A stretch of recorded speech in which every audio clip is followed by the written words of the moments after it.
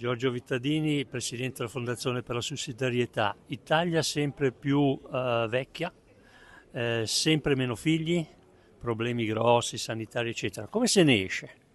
Il terzo settore è una grande risorsa in alternativa perché già investe molti soldi per il welfare, bisogna che l'ente pubblico collabori e collabori in modo intelligente, ordinato, con la coprogettazione e coprogrammazione, non dando soldi in bonus che non serve assolutamente a niente, ma in servizi, aiutando le grandi realtà del terzo settore a intervenire, partendo dai bisogni delle persone, non da offerte disorganiche di enti diversi, regioni, comuni, Stato, INPS e altro. Il governo sta andando in questa direzione o no? Non tanto il governo quanto la politica si è dimenticata del welfare, perché il welfare una volta era un ministero importante, adesso è un sottosegretariato in un ministero diventato secondario come quello del lavoro.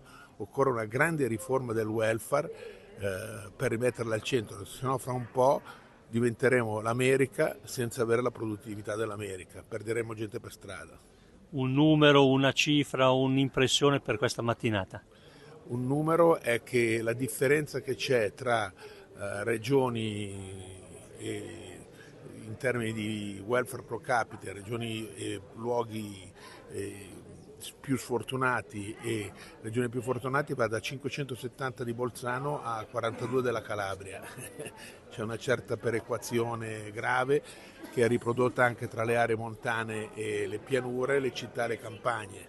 Forse bisogna darsi un po' di ordine perché non è vero che tutti sono trattati allo stesso modo. La Lombardia come è messa? Lombardia è messa in generale abbastanza bene, però non deve perdere quel riformismo che ha avuto 20 anni fa, 15 anni fa, adesso si sta un po' lasciando andare. Occorre riprendere quell'idea di sussidiarietà orizzontale che ha reso il privato e il privato sociale protagonista in questi settori e quindi ha fatto la Lombardia un luogo dove la gente sta bene.